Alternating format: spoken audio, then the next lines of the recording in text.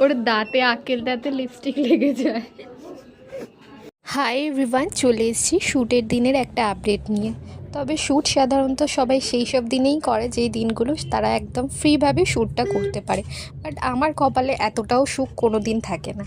তো এই শ্যুটটা আমার বহুদিন আগে থেকে প্ল্যান করা ছিল, আর কিছুদিন আগে জাস্ট কয়েকদিন আগেই ওই একই দিনে আমার একটা মেকআপের বুকিংও আসে। তো সকাল সকাল মেকআপটা করে এসে তারপর আমি শ্যুটে এসে, আর যখন মেকআপের দিদি আমাদেরকে শেখাতেন, আর শেখানোর পরে যখন উনি ব্রাইড বা ক্লায়েন্ট সাজাতে যেতেন, তো তখন ভাবতাম যে জিনিসটা কতটা কঠিন, কী করে যেতে পারে একটা ক্লাস করানোর পর।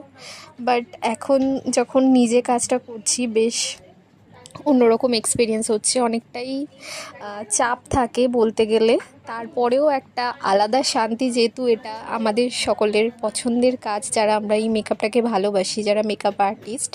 তো দেখো, এখানে কথা বলতে বলতে অনেকটা কমপ্লিট হয়ে গেছে। আর এই প্রথমবার এমন একটা জিনিস হলো যেটা তোমাদের সাথে না শেয়ার করে পারলাম না। প্রতিবার শ্যুটে যখন আমি যাই, সবার শেষে আমার ফটোশ্যুট হয়, কারণ আমার কাজ করতে অনেকটাই দেরি হয়। বাট এইবার প্রথমবার হলো যেখানে আমি সবার ফার্স্ট রেডি করে দিয়েছি, যেখানে আমি মডেলকে ওপেন হেয়ার করেছিলাম, প্লাস আর্ট পরে শাড়ি র্যাপিং ছিল। তো এটা আমার কাছে অনেকটাই স্যাটিসফাইং ব্যাপার, কারণ প্রতিবার আমার দেরি হয়, যার জন্য আমি ফটোগ্রাফারকেও বলছিলাম যে প্যাকেজ শ্যুট করে আমার ঠিক ভালো লাগে না, কারণ আমি তাড়াহুড়ো করে কমপ্লিট করতে পারি না।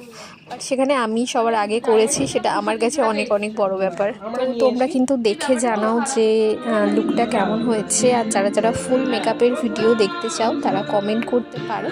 এখানে ফাইনাল আউটপুট এটা ছিল। তো কিছু ড্রাই আইস দিয়ে কিছু শর্ট ছিল, তো সেগুলোই করে নিচ্ছি। ভিডিওটা ভালো লাগলে লাইক, কমেন্ট আর শেয়ার করে দিও। আর যারা যারা ব্রাইডাল বুকিং নিতে চাইছো, বোথ সাইডের ক্ষেত্রে স্পেশাল ডিসকাউন্ট আছে, তারা বুক করতে পারো। Thank you.